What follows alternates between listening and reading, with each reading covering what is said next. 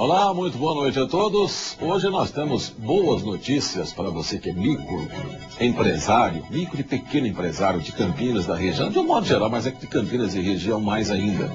Vamos falar com o diretor, o superintendente do SEBRAE do estado de São Paulo, que vai nos trazer detalhes sobre a sobrevivência das micros e pequenas empresas na nossa região e as novas oportunidades no campo do petróleo e do gás. Conosco, Bruno Caetano, superintendente do SEBRAE São Paulo. Boa noite, Bruno. Tudo bem? Boa noite, Zé. Uma satisfação estar aqui com você novamente. Boa noite, Zé. Satisfação de voltar aqui a Campinas para esse programa tão gostoso de a gente conversar com a entrevista coletiva. Obrigada. Quando as notícias são boas, melhor ainda, né, Zezé? Boa noite, Zezé. Falar boa noite, Zé. Só está trazendo boas notícias, né?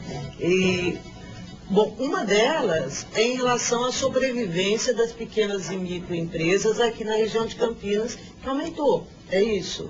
É isso mesmo. A gente faz um trabalho junto com o SEBRAE nacional, o SEBRAE estadual e agora o SEBRAE aqui de Campinas, para a gente saber as taxas de mortalidade e sobrevivência das empresas. Para quê? Para a gente calibrar melhor a ação. A gente sabe onde é que estão os problemas, expõe esses problemas para o empresário, a gente consegue melhorar as taxas de sobrevivência. Você não consegue atacar um problema se você não conhece esse problema. Então a gente fez um convênio com a Receita Federal, tivemos acesso à base de dados do conjunto das empresas registradas no Brasil a partir de 2005.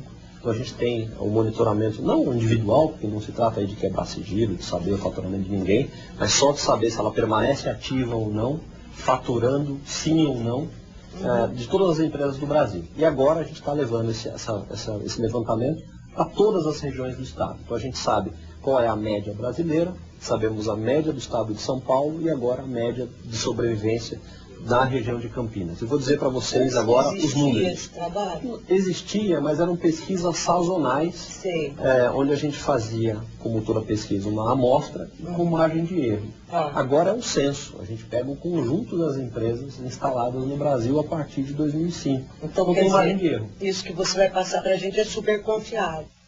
Olha, sim, Zezé, é super confiável, porque a gente tem acesso ao conjunto da base de dados da Receita Federal. Então, quais são esses dados que a gente apresenta hoje? De cada 100 empresas abertas no Brasil, 73 permanecem abertas após 2 anos. Ou seja, 27 acabam quebrando antes de completar 2 anos de vida. Essa é a taxa de mortalidade das empresas, a média do Brasil. Está nos primeiros 2 anos. Nos primeiros 2 anos. No estado de São Paulo, quais são os números gerais para o estado? De cada 100 empresas abertas no estado de São Paulo, 77 permanecem abertas após 2 anos, ou seja, 23 fecham antes de completar 2 anos de vida. Essa é a taxa de mortalidade das empresas, a média do estado de São Paulo. Região de Campinas, 22 municípios aqui da região. De cada 100 empresas abertas em Campinas, 78 permanecem abertas, ou seja, 22 fecham antes de completar 2 anos de vida.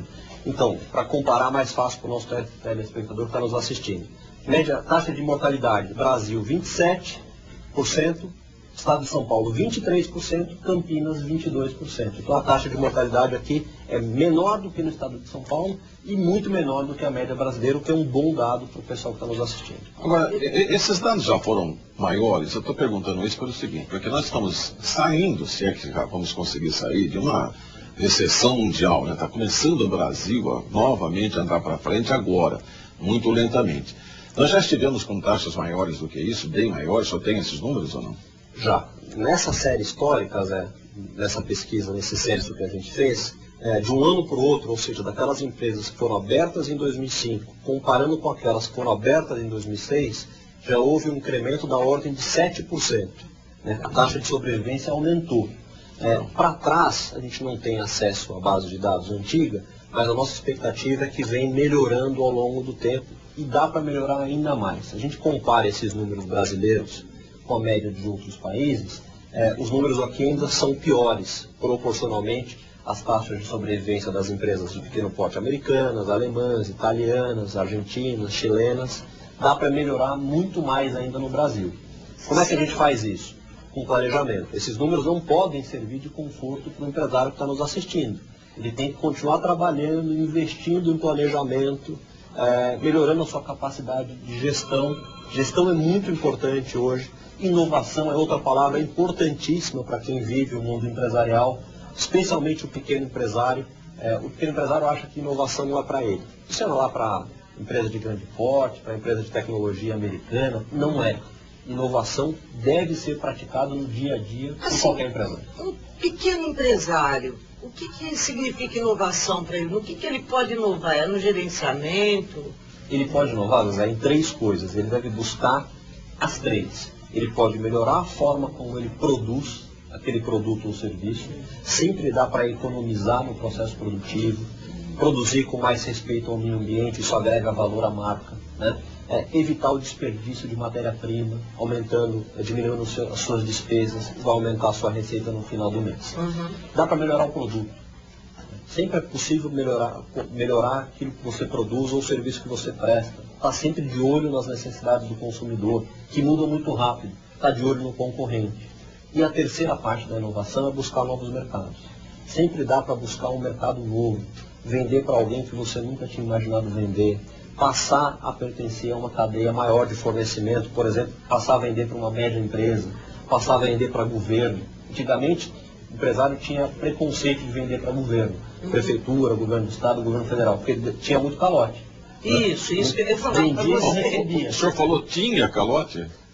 Qual a lei de responsabilidade? Não, estou dizendo que aqui em Campinas nós chegamos a ficar aqui na gestão passada aí com 6, 7 meses de atraso. Pois é. Quebra qualquer um. Isso quebra qualquer um e fornecer para o governo tem sempre um cuidado. Agora, a garantia de um contrato público hoje é diferente dos tempos atrás. Hoje um prefeito que acaba não cumprindo a lei de responsabilidade fiscal acaba tendo muito problema, né? Tem melhorado isso no Brasil e fornecer hoje para o governo, de fato é um bom mercado, é um bom negócio. Agora, o poder público precisa colaborar, né?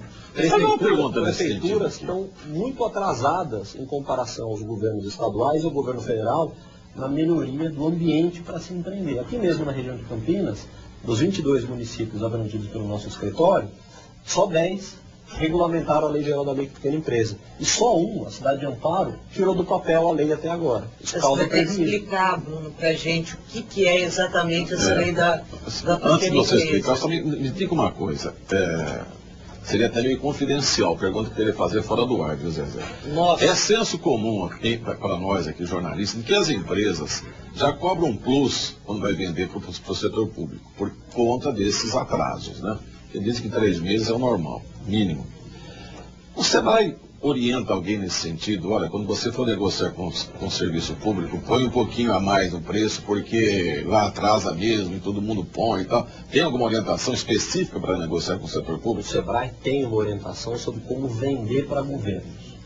Como é que você, empresário, deve se preparar para acessar esse mercado, que é o mercado das compras públicas. Tem diferenças em relação ao mercado privado. Por exemplo, o governo costuma pagar, pela regra da lei de licitações e pela lei da execução dos orçamentos públicos, que envolve empenho, liquidação e pagamento, o dinheiro vai pingar na conta do fornecedor 60 dias depois que ele presta o serviço. É diferente já da regra comum de mercado. O empresário precisa preparar o seu fluxo de caixa para vender para o governo, porque ele sabe que ele só vai receber 60 dias depois. No mínimo. Se ele não presta o serviço de maneira adequada, e adequada é o que está escrito no contrato, o governo, na hora de fazer a liquidação, ele não atesta aquele serviço. Portanto, vai atrasar ainda mais o pagamento. Então, portanto, o que o Sebrae orienta? O governo é um bom mercado, agora você precisa estar preparado. Tanto no que diz respeito ao seu fluxo de caixa, como à qualidade do serviço que você vai entregar. Porque o governo correto, o prefeito correto, o secretário correto, só vai fazer o pagamento depois que ele atesta devidamente aquele serviço que você prestou. Agora, o mercado de contas públicas, cresce muito. E a pequena empresa tem que ocupar esse espaço. As pequenas empresas hoje no Brasil, de cada 100 empresas, 98 são micro e pequenas.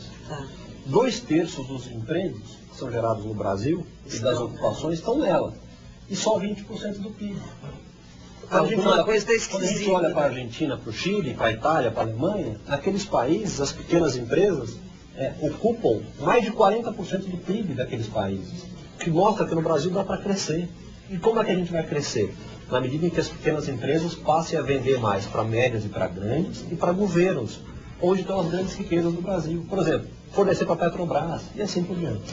Olha, aliás, sobre fornecer para a Petrobras é um assunto que nós vamos deixar para o bloco seguinte, porque, como já falamos na abertura, petróleo, gás, o Brasil se movimenta para um grande mercado. As pequenas e médias empresas e micros também. Vamos saber mais detalhes sobre o que o Sebrae está fazendo para essas empresas, que podem interessar esse assunto, né? É um campo muito fértil. Voltamos já com a segunda parte da entrevista coletiva. Até já.